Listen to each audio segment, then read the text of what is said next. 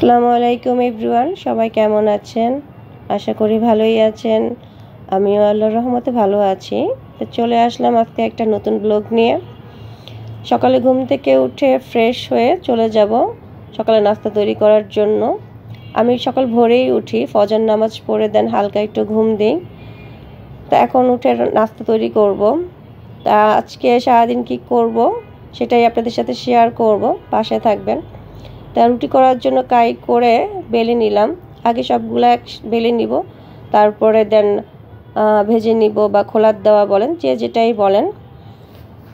আজকে যেহেতু শুক্রবার, দুপুরে স্পেশাল রান্না করব, সেটাও আপনাদের সাথে শেয়ার করব। তো সকালে নাস্তাটা শেষ করে দুপুরে রান্নার আয়োজন করব। তা আমার মোটামুটি রুটি ভাজা শেষ, এটাই লাস্ট।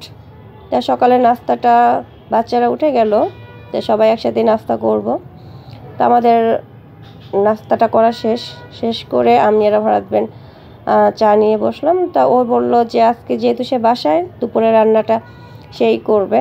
আমার হাজব্যান্ড মোটামুটি ভালোই রান্না করতে পারে। তা আজকে দেশি মুরগির রোস্ট করব। এই যে দেশি মুরগির রোস্ট, মুরগির লেগ পিসগুলো নিয়ে নিলাম আজকে। তো সে মুরগিগুলো একটু ভেজে নিল, তেলে ভেজে নিবে। আমার চেয়ে ভালো রান্না করতে পারে আমার মনে হয়, কারণ আমি প্রায় বাসায় গেস্ট আসলে বেশি রান্না থাকলে আমার হাজব্যান্ডই রান্না করে। মোটামুটি আমার আত্মীয় স্বজন সবাই জানে। এই যে মুরগির রোস্ট দেখতে যেমন সুন্দর, খেতেও নিশ্চয় অনেক মজা। আমরা তো সব সময় খাই। তাও যাই হোক, রান্না শেষ করে আজকে যেহেতু জুমার নামাজ, শুক্রবার জুমার নামাজ পড়তে আমার ছেলে আমার হাজব্যান্ড চলে গেল। তা আমি পোলাওটা বসিয়ে দিলাম, ঘি আর মশলা দিয়ে পোলাও চালটা ভালো করে ভেজে নিব। পোলাও চালটা ভালো করে ভাজা না হলে পোলাও কিন্তু ঝরঝরা হয় না, আর পোলাও ঝরঝরা না হলে কিন্তু পোলাও খেতেও মজা নেই। তা আমি পোলাও রান্না শেষ করে সালাদ রেডি করব, তারপরে দেন চলে যাব গোসল করতে। নামাজ পড়ে আমরা দুপুরে সবাই একসাথে খাওয়া দাওয়া করব। তো এখানে পোলাও চালের পরিমাণ আমি গরম পানিটা দিয়ে দিলাম। যতটুকু পোলাও চালের জন্য পানি দরকার সেই পরিমাণ আমি গরম পানিটা পোলাওতে দিয়ে দিলাম, সাথে কয়েকটা কাঁচামরিচ। তো এই যে আমার পোলাও কমপ্লিট। দেখতে কেমন হয়েছে কমেন্ট বক্সে জানাবেন। আর পোলাওটা ঝরঝরেই হয়েছে। এই যে আমরা দুপুরে সবাই একসাথে দুপুরে খাবার খেতে বসে গেলাম। আমার হাজব্যান্ড পাশে খাচ্ছে।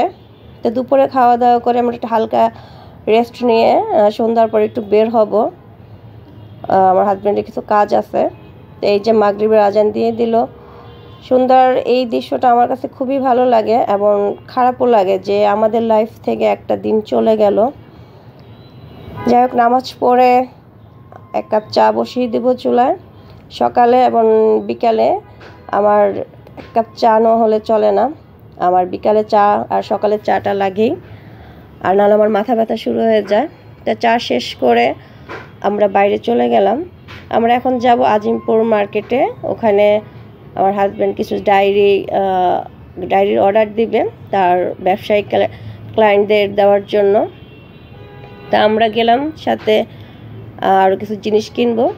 তা ডায়েরিগুলো আমরা দেখছিলাম। আজকে শুধু স্যাম্পল দেখে অর্ডার দিবে, পরে এসে নিয়ে যাবে। তা এক একজন এক একটা দেখতেছে। আমার ছেলে এই ডায়েরিটা তার খুবই পছন্দ হয়েছে, তাই এটারও কয়েক পিস অর্ডার দিল। আর পাশে দেখলাম কিছু গার্ডিয়ান 9-এর বই দেখছে।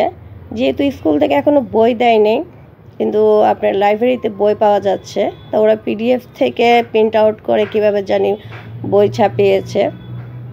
তা আমি জিজ্ঞেস করলাম যে স্কুল থেকে বই দিতে কি দেরি হবে কিনা। তারা বলল যে হ্যাঁ, অনেক দেরি হবে। তো এইভাবেই নাকি অনেকে বই নিচ্ছে দোকান থেকে। যাই হোক, আমাদের ডায়েরি সিলেক্ট করা মোটামুটি কমপ্লিট। এই একটা ডায়েরি, তারপর আমার ছেলে একটা ডায়েরি চয়েস করলো। মোটমোট আমরাও কয়েকটা চয়েস করলাম। আর পাশে আমি কয়েকটা কলম নিলাম, সাইন পেন, আরও টুকটাক কিছু জিনিস নিলাম। তারপরে আমরা দোকান থেকে বের হয়ে ছেলে মেয়ে কিছু নাস্তা করলো হালকা। তারপরে বাসায় চলে যাব। মোটামুটি রাত হয়ে গেল অনেক। তো আজকে এই পর্যন্তই। সবাই ভালো থাকবেন। সামনে নতুন কোনো ব্লগ নিয়ে আবার আপনাদের সাথে দেখা হবে। আল্লাহ হাফেজ।